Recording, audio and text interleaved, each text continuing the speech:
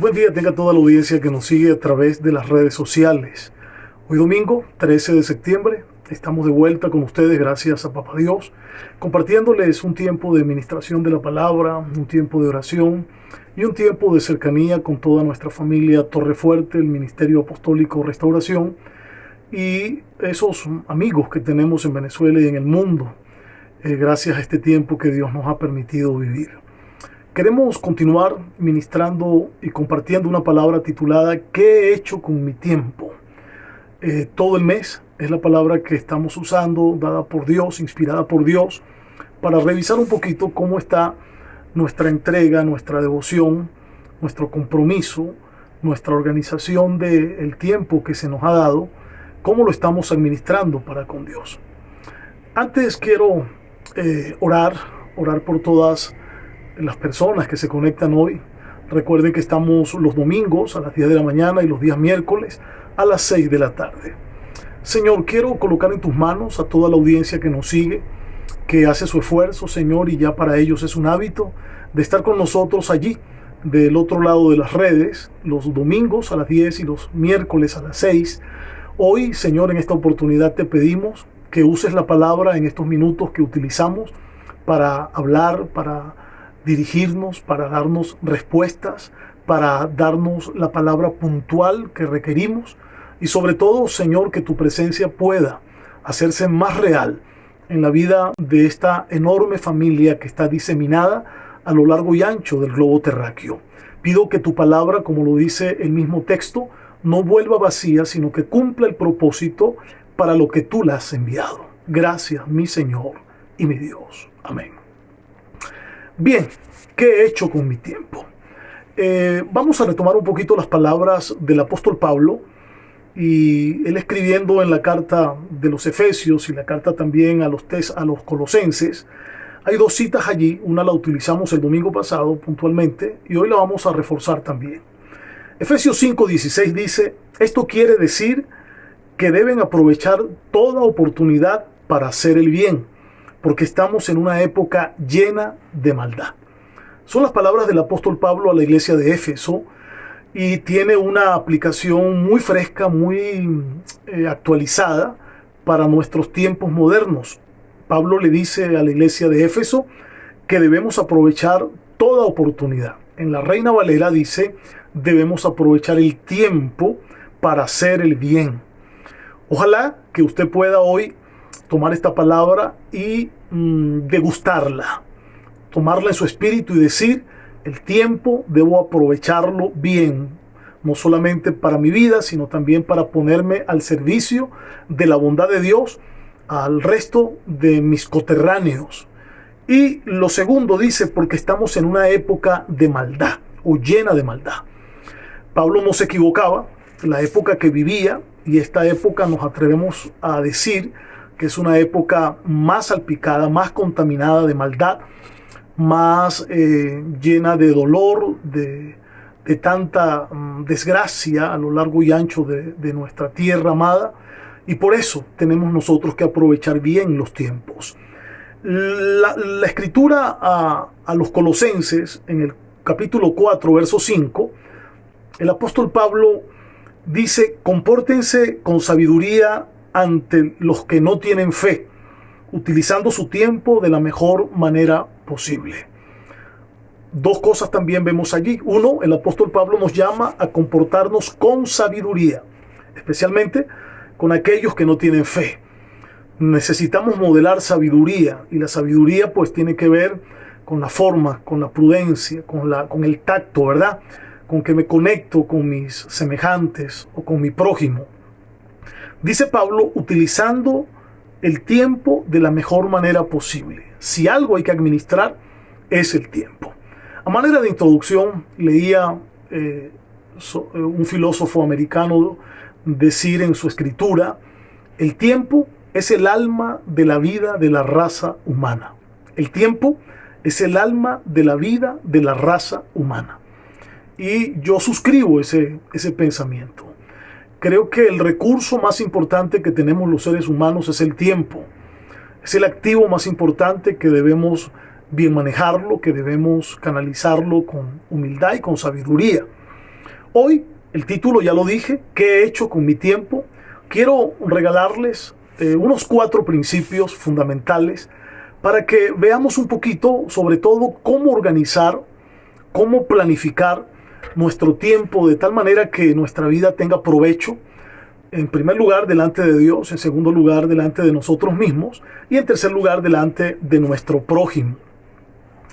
El primer principio que quiero obsequiarte este día maravilloso es: autoanalízate.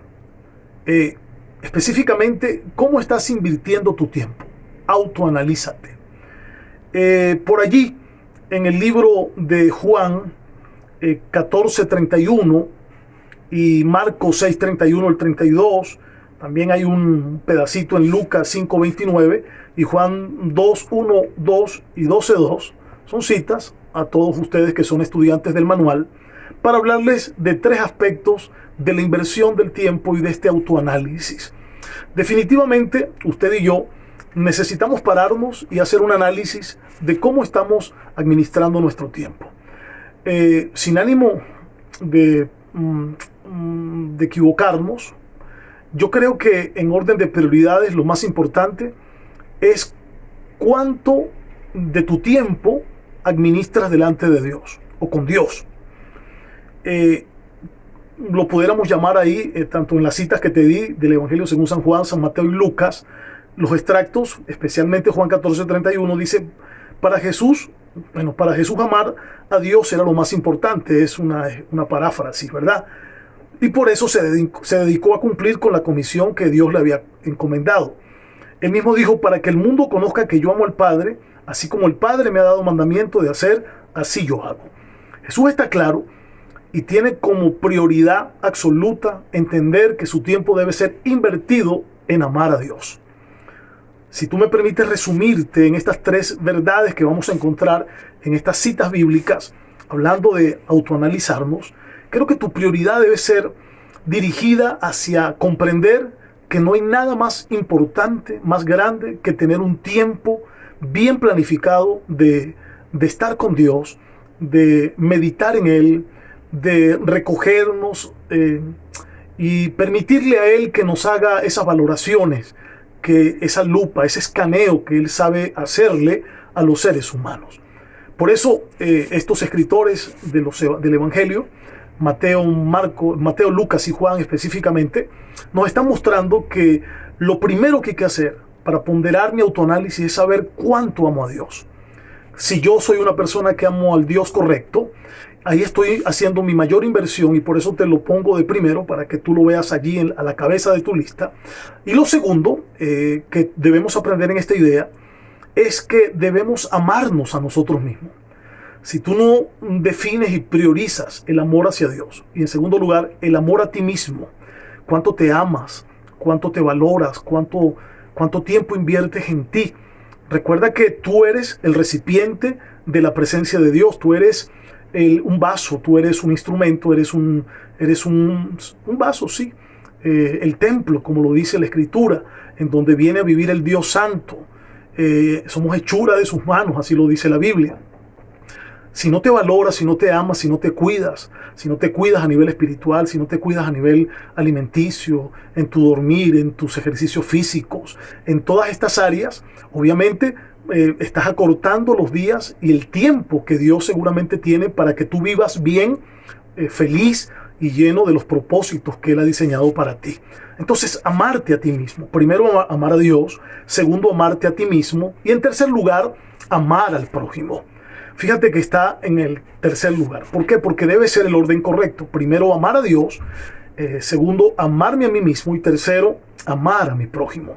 Una persona que se ama a sí mismo, pues va a tener la fuerza, la sabiduría, la gracia, la inteligencia de poder derramar, vaciar, drenar amor hacia su prójimo. Y de eso se trata. La Biblia, que es nuestro manual de instrucción y manual de vida, está llena de correctivos para que hagamos la tarea de amar al prójimo a través del amor servicial, del amor perdonador, del amor tolerante, de todas estas expresiones que necesitamos como bagaje para poder acercarnos y conectarnos con la gente. Bien, autoanalízate. Saber en qué estás invirtiendo tu tiempo. Inviértelo en 3 áreas. Amar a Dios, lo primero. Lo segundo, amarte a ti mismo. Y en tercer lugar, amar al prójimo. El segundo principio que te quiero mostrar de cómo también puedes tú aprovechar el tiempo según la orientación paulina es evitando las distracciones. Nuestro segundo principio es evita cualquier clase de distracciones. Evítala. En Génesis capítulo 6, 9, 14 y 15, verso 22 también, está la famosa historia del gran arquitecto llamado Noé. Noé recibió una tarea divina, construir un barco. Tú sabes la historia. Se mantuvo enfocado. Seguramente lo llamaron loco, seguramente lo llamaron que estaba fuera de sí. No había lluvia, por el contrario, seguramente las mañanas estaban bien soleadas y las tardes. Pero Dios le había dado una palabra y una orden. Construye un barco, le dio medidas exactas y precisas. E incluso le dio 7 días al final adicionales para que él convocara a todo el pueblo del entonces y que se volvieran a Dios y creyeran de que iba a venir un diluvio, una situación donde iba a ser devastada la tierra, iba a ser anegada por el agua. Pero usted seguramente, como estudiante del manual, sabe que las únicas personas que se salvaron fueron 7. Fue Noé, su esposa, sus 3 hijos y las esposas de sus hijos. Entonces, 8 personas, perdón. Bueno, Noé hizo todo lo que Dios le mandó a hacer. Esta es la historia de la familia de Noé, dice el capítulo 6. Él era un hombre justo, honesto, entre la gente de esa época y vivía de acuerdo a la voluntad de Dios. Note estas expresiones. En la palabra de Dios para todo, que es en la Biblia que utilizamos para este estudio, dice que era un hombre justo y honesto entre la gente de ese tiempo. Ojalá que tú y yo podamos ser hombres con estas calificaciones y referencias que Dios da en medio de este tiempo, de esta época. Y luego dice que vivía de acuerdo a la voluntad de Dios. 3 características que poseía el señor Noé en ese tiempo, que estamos hablando de qué estamos haciendo con nuestro tiempo, qué he hecho con mi tiempo. Él se portó de una manera en su tiempo, de una manera justa, honesta, y estaba haciendo la voluntad de Dios. Dios le dice: construye un barco de madera de ciprés con habitaciones, cúbrelo con brea por dentro y por fuera. Construye el barco, dale un tamaño de 135 metros de largo, 23 metros de ancho y 14 metros de alto. Y termina el versículo, el capítulo 6, por allí diciendo: Noé hizo todo exactamente como Dios le ordenó. Vivió su tiempo obedeciendo a Dios, siendo un hombre justo y siendo un hombre honesto. Maravilloso esto. Estaba enfocado. No había distracción en la vida de Noé. Las distracciones vienen a desencajar, a sacarte del propósito que Dios tiene con tu vida. Hay diversidad de distracciones. El dinero, correr tras el dinero, por ejemplo, que es una de las necesidades básicas, necesarias para la vida, ¿verdad? ¿Cuánta gente se desenfrena y le da más tiempo a la búsqueda del dinero que a su relación y comunión con las cosas del cielo? Noé no era un hombre justo, honesto, y estaba enfocado en hacer lo que Dios le había mandado. Esas son las premisas que tú y yo debemos tomar para que todo lo que hagamos agrade, quedemos bien calificados delante del cielo. Algunas personas les cuesta hacer una sola tarea cuando se trata de enfocarse, y es allí donde se mete la distracción. Hay gente que está haciendo algo y quiere hacer una segunda tarea, y esto de alguna forma no le permite darle excelencia a la primera tarea. Por el contrario, puede suceder que se estrese y no darle firmeza y una terminación a la tarea inmediata. Se trata de hacer una cosa a la vez, hacer algo puntual y una vez hecho, pasar a una segunda tarea. De eso se trata. En el trabajo hay que establecer horas para recibir llamadas. Hay personas que hoy en día las redes sociales como estas son una gran estrategia para alcanzar y llevar el mensaje de Dios a las naciones del mundo, pero también pueden ser instrumentos de distracción si no lo sabemos utilizar. Las relaciones hoy de pareja pues se ven afectadas porque él o ella establecen mayor tiempo al celular, a la computadora a lubricar las redes sociales y que sería el tiempo valioso de estar en pareja, pues se drena, se desvía, se va por ese retrete, haciéndole daño a la comunicación, a la cercanía, a todo esto que alimenta el hogar, el matrimonio, la familia. ¿Qué decir de los jóvenes modernos? Los jóvenes modernos hoy, joven que no tenga la habilidad para tocar un equipo de esto y a veces está tan sumergido allí que no hay un espacio para escuchar los consejos reales de la persona física, de papá o de mamá.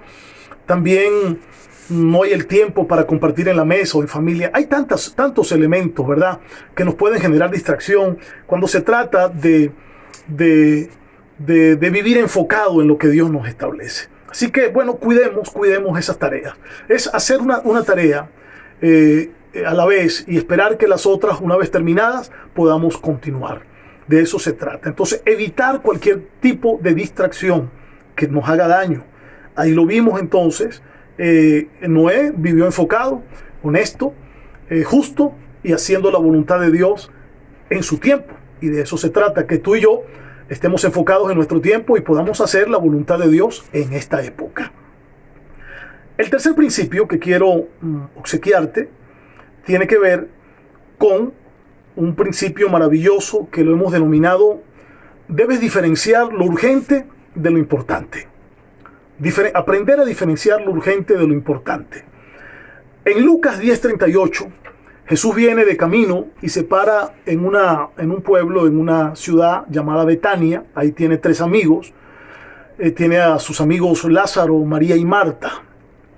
Usted conoce la historia, no te la voy a relatar bíblicamente, pero cuando se encuentra con estas 2 mujeres, en esa primera visita de Lucas 10:38, la que le abre la puerta es Marta, pero Marta se ve ocupada y no vamos a cuestionar el espíritu de servicio y atención que Marta quería brindar a Jesús, pero María se quedó a sus pies a escuchar y atender todo lo que Jesús quería enseñarle o decirle.